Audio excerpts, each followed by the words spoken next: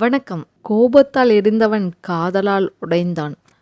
ஒரு பெண்ணின் கண்ணீரை பார்த்து கூட கலங்காதவன் அதே பெண் தன்னை விட்டு போய்விடுவாளோ என்று பயந்து நடுங்கினான். அவளை வெறுக்க நினைத்தவன் ஆனால் ஒவ்வொரு முறையும் அவளை இன்னும் அதிகமாக காதலித்து விட்டான். அந்த நள்ளிரவு ஒரு கொடூரமான மனிதனை காதல் முழுக்க உடைத்த இரவாக மாற்றியது.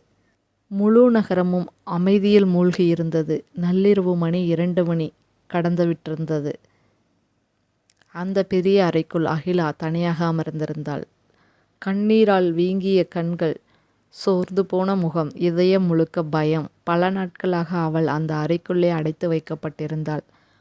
அவளது அப்பா செய்த துரோகத்திற்காக ஆதி அவளை தண்டித்து கொண்டிருந்தான். அவனை பார்த்தாலே பயமாயிருந்தது. கோபத்தில் சிவந்த கண்கள், கத்தும் குரல், உடைந்து போன மனசு. ஆனால் அவளது கோபத்துக்கு கூட அவள் மீதிருந்த காதல் அகிலாவால் உணர முடிந்தது. அதே நேரம் அறை கதவு மெதுவாக திறந்தது. அகிலா பதறிப்போய் நிமிர்ந்து பார்த்தாள். ஒரு வேலைக்காரன் நின்றிருந்தான். அம்மா, ஆதி சார் உங்களை மேலே வர சொன்னாங்க. அகிலாவின் இதயம் வேகமாக துடித்தது. ஆதி என்ன கூப்பிட்டாரா? அவள் பயத்தோடு எழுந்தாள். அப்பாவுக்கு ஏதாவது ஆச்சா? இல்லை என்ன மீண்டும் காயப்படுத்த போறாரா? 1000 கேள்விகள் அவளை வளைத்தன. அவள் வேகமாக படிக்கட்டுக்களை ஏறினாள். மேலே அந்த பெரிய பால்கனியில் நிலவொளிக்குள் ஆதி நின்றிருந்தான். அவன் கையில் மது இல்லை, சிகரெட் இல்லை. அவன் வெறுமனே வானத்தை பார்த்து கொண்டிருந்தான்.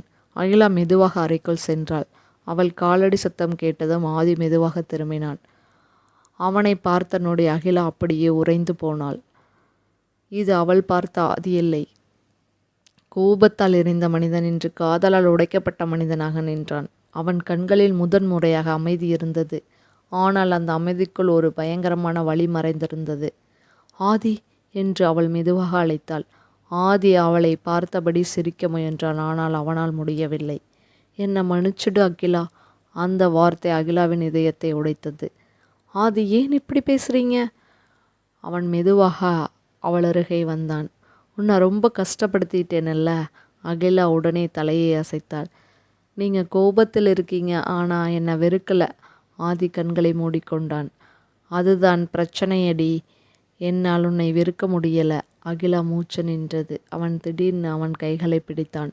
எல்லாரையும் சந்தேகப்படுறேன். எல்லாரும் என்னை ஏமாத்துறாங்கன்னு தோணுது. ஆனால் நீ மட்டும் என்னை காதலிச்சுக்கிட்டே இருந்த. அவன் குரல் உடைந்தது. நீ இல்லாமல் நான் இல்லடி. அந்த வார்த்தையை கேட்டவுடன் அகிலாவின் கண்களில் கண்ணீர் வழிந்தது. நானும் உங்களை விட்டு போக மாட்டேன் ஆதி.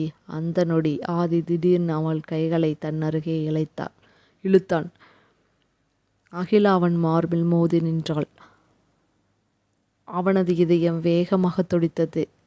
அவன் துடிப்பு கூட அவளது பயத்தை வெளிப்படுத்தியது. இனி உன்னை யாரும் காயப்படுத்த மாட்டாங்க என்று அவன் சொன்னதும் காதறுதியில் மெதுவாக சொன்னான். அகிலா கண்களை மூடிக்கொண்டாள். பல நாட்கள் தேடிய பாதுகாப்பு இன்று அவன் அணைப்பில் கிடைத்தது. ஆதி மெதுவாக அவளது முகத்தை நிமிர்த்தினான். அவளது கண்ணீரை பார்த்தவுடன் அவன் விரல்கள் நடுங்கின.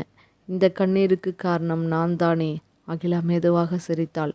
ஆனால் இந்த காதலுக்கு காரணம் நீங்கள்தான். அந்த வார்த்தை ஆதியை முழுக்க உடைத்தது. அவன் மெதுவாக அவளது நெற்றியில் முத்தமிட்டான். அகிலாவின் விரல்கள் அவன் சட்டையை இறுக்கமாக பிடித்து கொண்டன. ஆதி அவளது கண்களை பார்த்தான். அந்த பார்வை வெறித்தனமான காதல் இருந்தது. அவன் மெதுவாக அவளது கன்னத்தை வருடினான். ஒரு நாள் கூட உன்னை இழந்துவிட மாட்டேன்னு நினச்சேன். என்னால் சுவாசிக்கவே முடியலை. அகிலா கண்ணீரோடு சிரித்தாள். அப்போது இனிமேல் என்னை விட்டு விடாதீங்க. ஆதி உடனே அவளை இறுக்கமாக அணைத்து கொண்டான். சாவு வந்தாலும் விடமாட்டேன். அந்த நொடி அகிலா முழுக்க அவனுக்குள் கரைந்து போனாள். நிலவொளி அவன் மேல் விழுந்தது. குளிர்ந்த காற்று மெதுவாக வீசியது. ஆனால் அந்த பால்கனியில் 2 உடைந்த இதயங்கள் முதன்முறையாக ஒருவருக்கொருவர் உயிராய் மாற்றிக்கொண்டிருந்தன. இந்த ஸ்டோரி உங்களுக்கு பிடிச்சிருக்குன்னு நினைக்கிறேன். பிடிச்சிருந்தால் லைக் பண்ணிடுங்க. உங்கள் ஃப்ரெண்ட்ஸ்க்கு ஷேர் பண்ணிடுங்க. நம்ம சேனலை சப்ஸ்கிரைப் பண்ணிடுங்க.